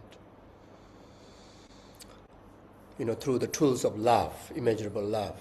So when you express the third immeasurable of compassion, then you integrate the practice of Tonglen, of taking all the limitations of sentient being onto our own self-cherishing attitude and self-grasping ignorance, and destroy the root cause of our samsara, their samsara, and abide them and condition them, cause them to elevate from all the limitations of suffering and free them in the state of liberation and enlightenment accordingly. Then the fourth one, the equanimity, rejoice there and have a full conviction, through this power of the practice. You literally manage to cause and condition numberless sentient beings to enjoy the stages of liberation. Even some you manage to cause them to enjoy the liberation of enlightenment, some self-liberation, some enter into the path, some inspire them to cultivate virtues, some just simply through the heart of your bodhicitta, the four immeasurable practice, you manage to reach out to them directly, conditioning for them to purify their own limitations and actualize the benefit of the liberations through dedications of your merit. So while doing this four immeasurable, you can meditate like that. So first recite in English. How wonderful it would be if all sentient beings were to abide in the equanimity, free from the closeness of attachment and the distance of hatred. May they abide in equanimity. I myself will cause them to abide in equanimity. Please, Guru Deity, bless me to be able to do this. How wonderful it would be all sentient beings were to achieve Buddhahood. May they achieve Buddhahood. I myself will cause them to achieve Buddhahood. Please, Guru Deity, bless me to be able to do this. How wonderful it would be if all sentient beings were to have the happiness and the cause of happiness. May they have happiness and its causes. I myself will cause them to have happiness and its causes. Please, Guru Deity, bless me to be able to do this. How wonderful it would be if all sentient beings were free from suffering and the causes of suffering. May they be free from suffering and its causes. I myself will cause them to be free from suffering and its causes. Please, Guru Deity, bless me to be able to do this. The higher rebirth and liberation, may they never be separated from this. I myself will cause them never to be separated from this. Please, Guru. So we recite one time in English, in Tibetan.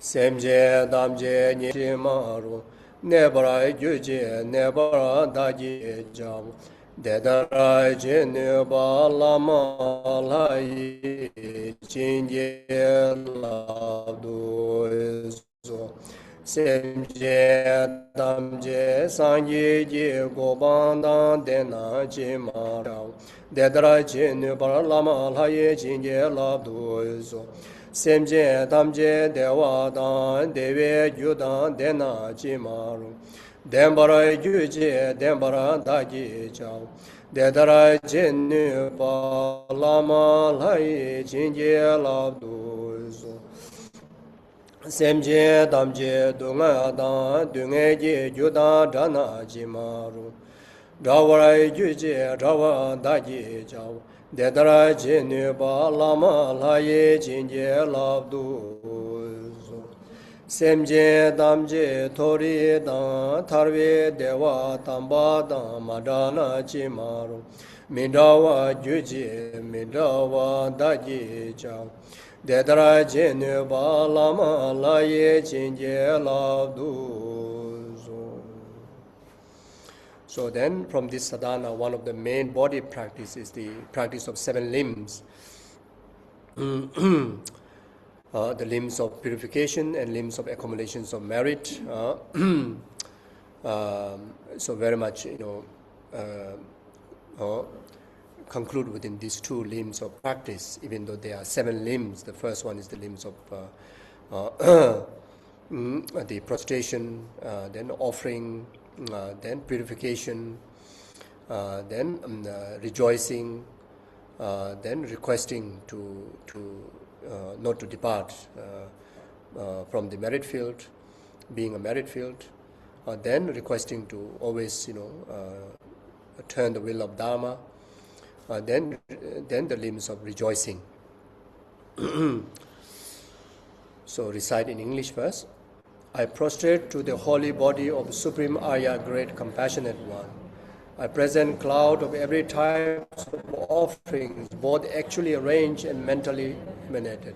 I confess all my negative actions and downfalls collected from beginningless time. I rejoice in the virtues of the ordinary beings and Aryas.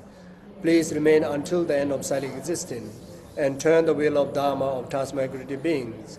I dedicate my own and others' virtues great enlightenment.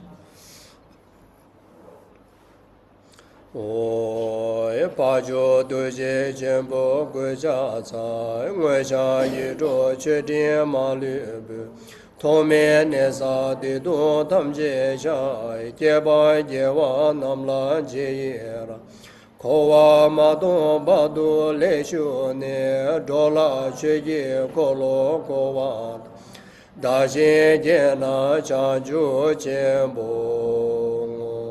Then and the mandala offering.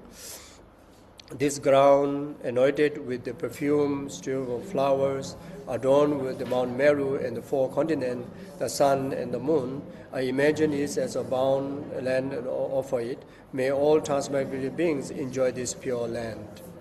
The object of my attachment, anger, and the ignorant, friends, enemies, strangers, body, and the resources, without any sense of loss, I offer them. Please accept them well, and bless me to be spontaneously free from these poisons. So offer your body, speech, and mind, all the merits of the 3 times, all one's possessions, one's happiness, including this mandala practice is something very special that you can offer all the negativities also can offer, all the. You can also offer the sufferings. You can also offer 3 poisons: attachment, aversion, ignorance. You can also offer the object of the 3 partial attitudes, enemies, loved ones, neutral ones, and it brings a great benefit of purifying those inner obstacles and outer obstacles. Yeah.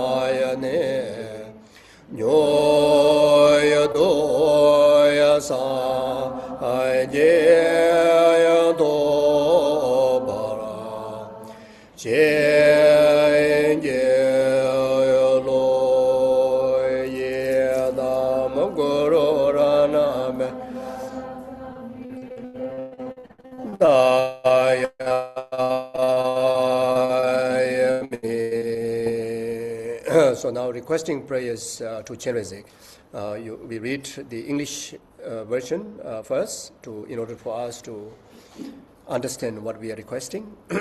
So this has to do with the immense of reverence and devotion and also trust to the compassionate Buddha's the enlightened qualities, in the abilities, and in particular the power of compassion.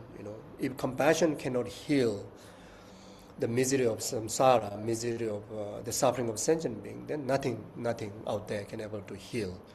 So the most powerful antidote to heal, purify the suffering of sentient being is compassion. So so we must place the greatest trust, the greatest belief in the power of compassion.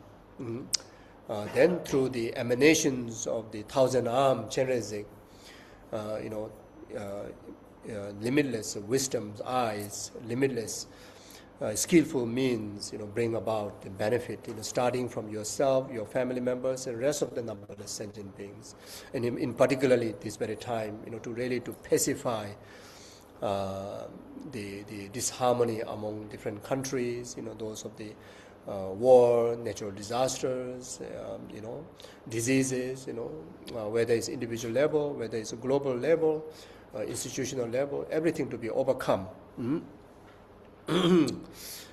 O Arya compassionate I One, who is the treasure of compassion, I request you, please listen to me. Please guide myself, mother and fathers, in all six realms to be freed quickly from the great oceans of samsara.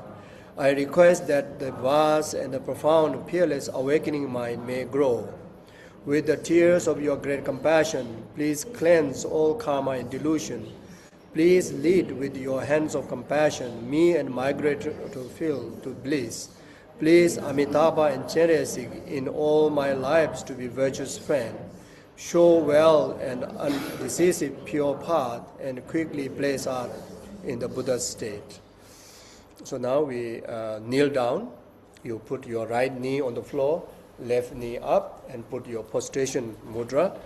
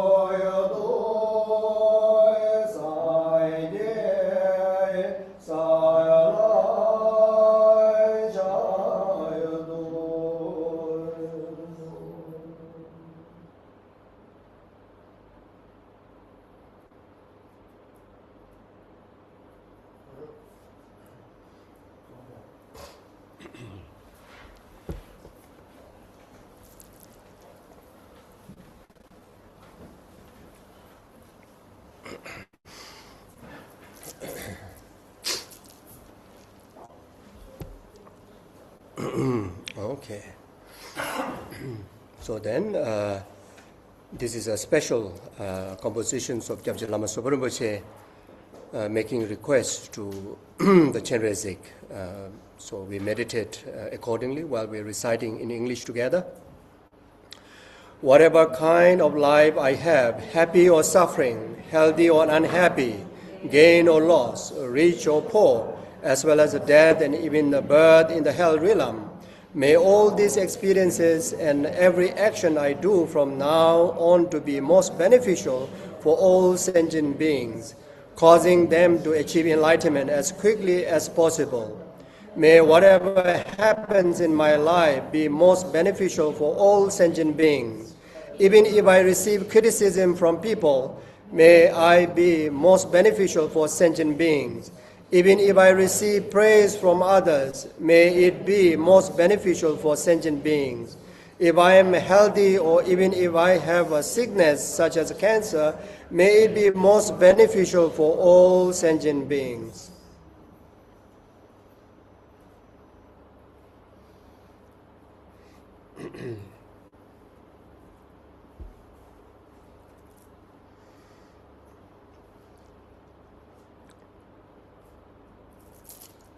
Okay, so so now the Lamrim prayer. Okay. Yeah, so this is the meditation on the gradual path containing all the important meanings by the Dorje Chang Losang Jimba. So please read together and have a glimpse of meditation on the three principal aspects of the path or the entire Lamrim practice or Lamrim teaching. So this way we'll leave imprint of the whole path in our mental continuum. In particularly, all those preliminary practices, from the sadhana and the conclusion practices. So even just by reciting and reflecting, it will bring a great impact to our heart.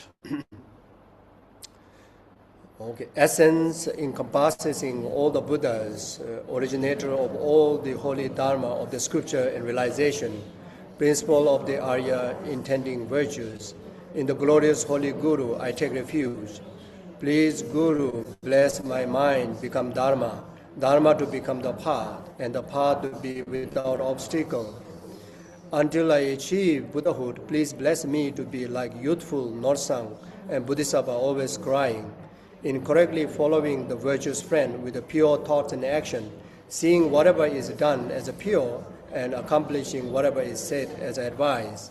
Please bless me to see that this greatly meaningful body with the freedom and difficult to find and easily perish, that action and the result are so profound, and that the suffering of the evil gone transmigrated beings are so difficult to bear. Therefore, please bless me to take refuge from the depth of my heart in the three rare sublime ones, to abandon negative karma, and to accomplish virtues according to the Dharma. In dependence upon that, even if I achieve the mere higher rebirth of the Deva or human, I will still have the experience suffering endlessly in samsara because of not having abandoned and being under the control of the disturbing thoughts of obscuration. Therefore, please bless me to reflect well upon the way of samsara and continuously follow day and night the path of the three types of precious training and the principal method of becoming free from samsara. In dependence upon that, even if I achieve mere liberation, since there is no sentient beings of the six types who has not been my father and mother, please bless me to think I must fulfill their purposes and turn away from the lower happiness of nirvana. Then please bless me to generate the precious bodhicitta by equalizing, exchanging myself with others, and to follow the conduct of the conqueror's son, the six paramita, and so forth. Having trained my mind in the common path of this way, I will not be upon the experience the suffering of the samsara for a long time. However, please bless me to be two sentient beings with the extraordinary, unbearable compassion, and to enter the quick part of the Vajrayana teaching. Then please bless me to protect my vows and samaya more than my life, and to quickly accomplish the Vajrayana state in one brief lifetime of this degenerated time. Okay, so now the mantra recitation, and there's a motivation for the mantra recitation. So think like this: the numberless hell beings, the hungry ghosts, animals, human beings, asuras, suras, and the intermediate state beings, from whom I receive all my past, present, and future happiness. All realizations and enlightenment are the most precious and most kind one in my life. I must free them from all their sufferings and its causes and bring them to compassionate Buddha's enlightenment by myself alone. To do this, I must achieve compassionate Buddha's enlightenment. Therefore, the most important thing in my life is to develop great compassion. This is of utmost importance. To do this, I must have the realization. For that, I must receive the blessings of the special deity of compassion by reciting the mantra that pursued the holy mind of the compassionate Buddha. For this reason, I'm going to recite the compassionate Buddha's mantra. Then visualize like this. At the heart of the Guru Chenrezig is the lotus and the moon, radiant, transparent. Standing at the center of the moon is the six-syllable tree, surrounded by the six-syllable mantra and the long dharani, visualized as a vibrant white light. So those of you who have high school tantric initiation, those of you who have a Chenrezig initiation, those of you already have a self-generated the Chenrezig, then you can visualize that in your heart. If not, then you visualize that six-syllable at the center of the heart of the front-generated merit field above your head or the in front, as we did at the beginning. And from the six-syllable and the mantra, much white light and the nectar, representing the nature of the Chenrezig's blissful, omniscient mind, flow down into your body, filling you completely. All your delusions and negative karma of the body, speech, and the mind, and broken vows are purified. So recite the long dharani mantra one time together. Namo Rana Dayaya, Namo Aya Jana Sangara, Vero Jana Vivaranjaya, Tadangadaya, Harade Samya Sam Buddhaya, Namo Sawa Tadangadebe, Arahadebe Samya Sam Buddhebe, Namo Aya Avalokite Shoraya Buddhi Sadoya Ama Sadoya Ma Karunikaya Tayatha Om Dara Dara Diri Diri Durun Durun Diri. Okay, I went wrong.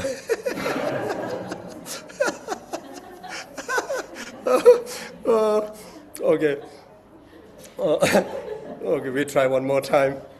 The tune went somewhere else.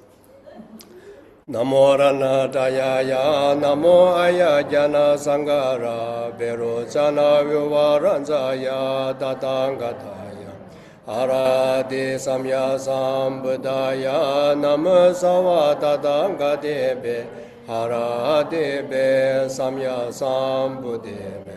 Namo Aya Avalokite Shoraya Buddhi Sadoya Ma Sadoya Ma Karunikaya Tayada Om Dara Dara Diri Diri Duru Duru Iti Vate Zale Zale Ta Zale Trazale kusume kusume ware ilimi sidi zola abana yeso. Okay. Anyway, we recited the mantra, but the tune didn't go the way it's supposed to be, so it's fine. We don't have time to correct now. Okay, so now recite the short mantra.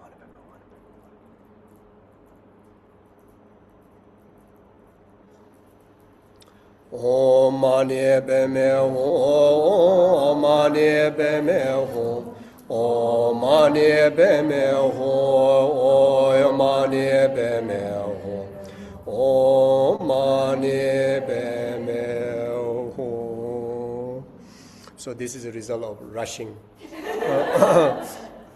Yeah, so then now recite the Sanskrit vowel.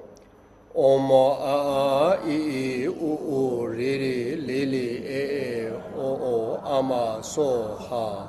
Om Kaka Ganga Tsatsa Zanya Tata Dana Tata Dana Baba Bama Yara Lawa Shayage So Ha.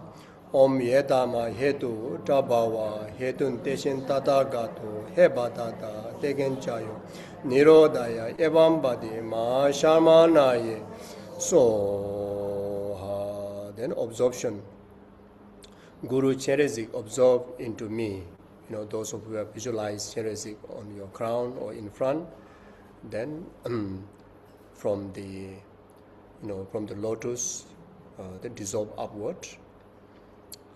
Then from the top dissolve downward. Then at the heart level dissolve into a light. But still see the image, in a small image, Chenrezig image, then coming on top of your crown. If you're already visualizing on the crown, then whatever image that you visualize, especially if it's a huge image, then dissolving into smaller, but still in the nature of the light energy form.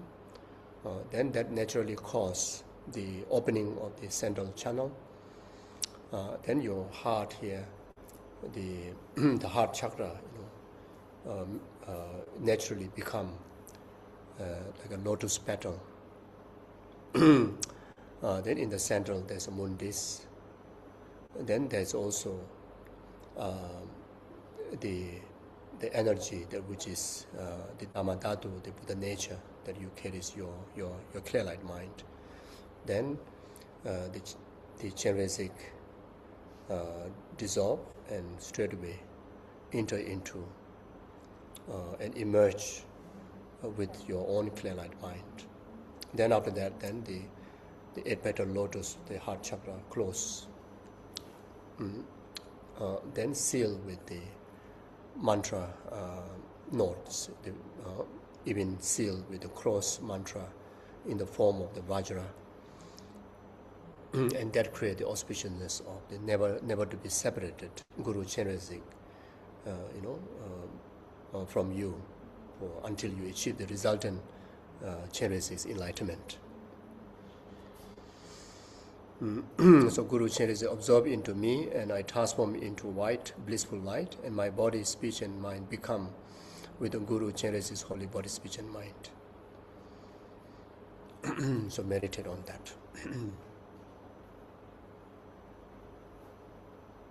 Or simply understand that now I become oneness with the Chenrezig, become oneness with the Guru. And that oneness will never depart, never separate, until one achieves the result in Chenrezig.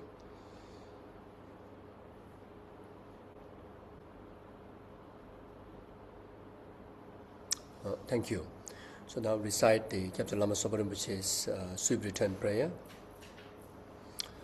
O dame demba jaze nyeranzo losan jawa yamse juba ramjan shinje javyo maluba dende memba drube geles yonso zobe tupden rimboje shedan drube zinjin bewa namyan mishu zobe gojaje sume jeze lama sowa Pende malu juwe goje bo jawe tendang manjun dowa tenla chido zemba zebe mo lebo shiwa shede yire wenyang chozo jaze jin labana jaze namji tuje labo lume dembe yangdu sabe kesan duje badu nyu she jo.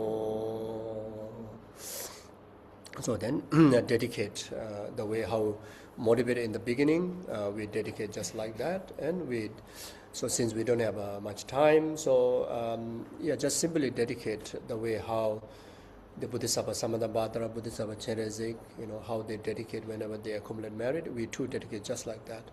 And also I dedicate just like the way how Kyabje Lama Sopa Rinpoche would dedicate in the most extensive way. I dedicate that way. So dedicate in Bodhicitta. Oi janjo semjo rimbo je ma je ba na ma je ju je ba nya ba me ba kon ne kon do pe wa ra jo ka re ko ve yin ma ten zin ja zo Shabe se de badu tenjuro je donye ninje zondo jupe lama tseje senje kanze tendu chana bemo tenze pende malu kanle juwe sambe yishe kadin tsume tenze jazo So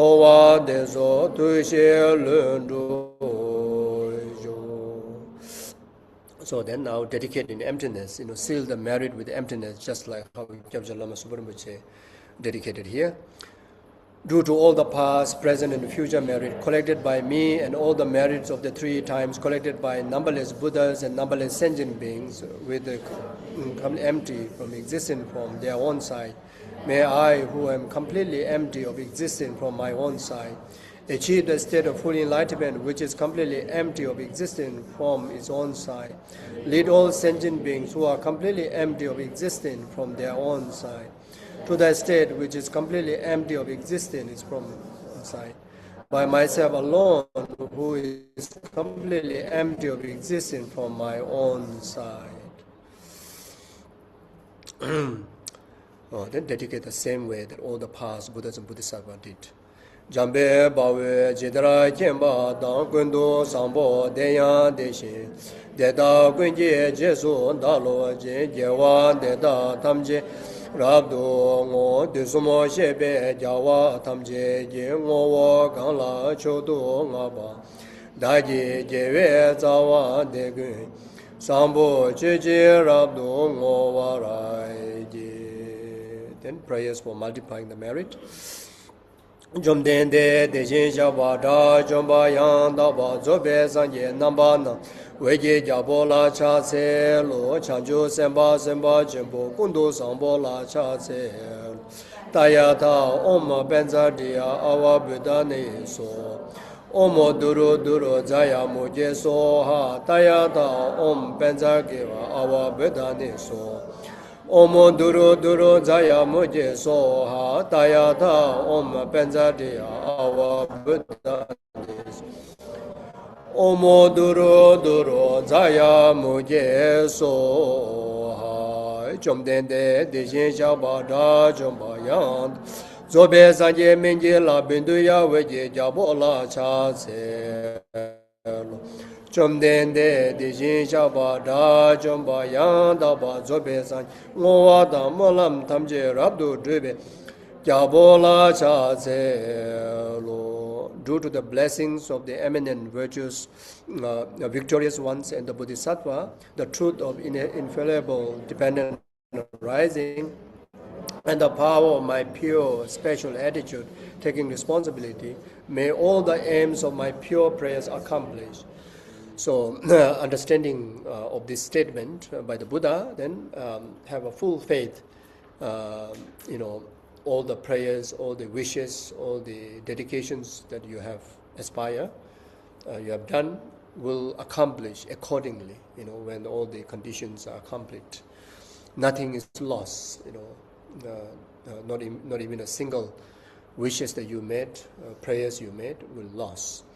Everything will accomplish, on the basis of the nature being the emptiness nature.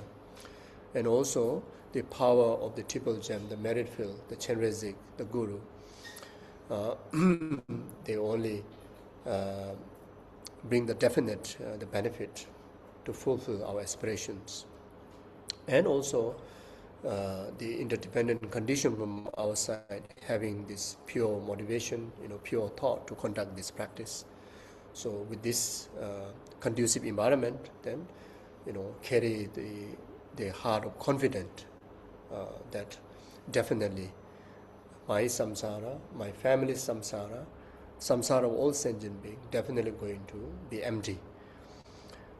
My everlasting happiness, everlasting happiness of my family, everlasting happiness of all the sentient beings, definitely going to be actualized. Mejo zeje jawe je lama da dende luwa mebe demba da daje lasan dabe tudo membe de gwende da nyu do jo cheje jabo zonga be chezu namba be wa da jeje sema she tunje malu sanwara sho da da shinje de sumda de sonye la dene jawa lo san daba Temba yure ba juru je ay me zewe te je re ay se te me je be wo bo jambe kai je be zo je zong ga ba lo sa da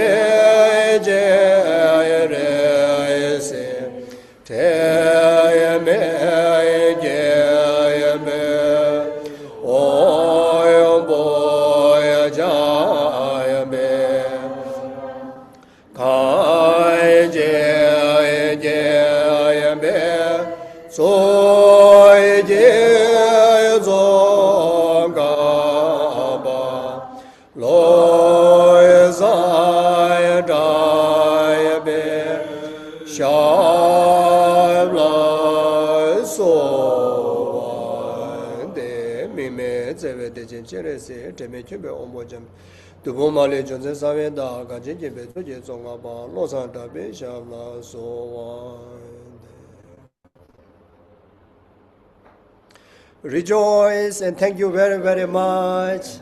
I forget to thank to all the translators, without which many people will be left out. So thank you very much for all the translators and everybody out there that I forget to mention. Thank you very much, and sorry for taking extra time for the organizers. Thank you.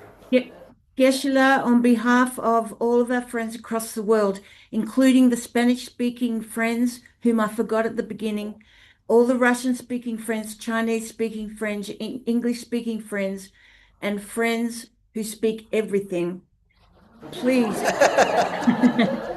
we thank you from the bottom of our hearts for this beautiful teaching, for leading us on this beautiful practice on this special day.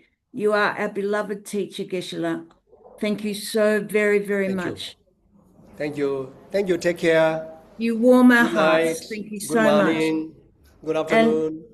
And of course, none of this would be possible without the Global Mani Retreat team, Selena and Faye, and all the people that we can't see who've just worked so hard for so long to have this amazing event occur tonight and then across the whole globe. Honestly, you are our inspiration. We thank you so much. Thank you. Thank you, Selena. Thank you, Faith. Thank you, everybody. Thank you, translators.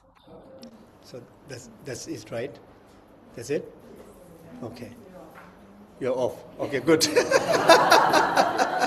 Okay, we made it. Rejoice. They did put together a beautiful slideshow of all the upcoming programs. I won't go into it now, except to say that, of course, please, on the 9th of August, please tune in to another very, very special night or morning or day where His Eminence Chag Tong Chen Tong will be also leading this very special practice. And so that is on in another month, and that's another huge event to occur. In the meantime, of course, we have people from around the globe leading our sadhanas in our languages. We've got all of the fantastic practice materials on the website. And so I would just direct you there to have a look. And of course, so much more to come, but we've had such a very, very special night, and this will be multiplied so many millions of times. Thanks to you, Geshe, and everybody. We love you. Thank you, everyone. Okay. Thank you. Thank you, Steffi, for being our MC. Thank you, Geshe, very, very much. I just wanted to have one reminder. Sorry, Steffi. It's not in a month. It's actually next week. So gosh. So sorry. I'm so sorry. Happened to His Eminence Rinpoche, because it's actually happening next Sunday. Yeah. So everyone knows of that. Please forgive me, everybody. Please forgive me. I've got a toothache. That's the only. I'm on painkillers. That's the only excuse I have. It's next week, of course. We will tune in. Thank you so much, Selena. Thank you. Thank you, Geshe. Thank you, translators. Thank you, Steffi. Thank you, Zoom organizing team, Faye, Chihan, everyone, all of you. Wonderful to see all of you. And see you next week, next Sunday. See you then. See you then. Bye. Thank you, Selena. Thank you.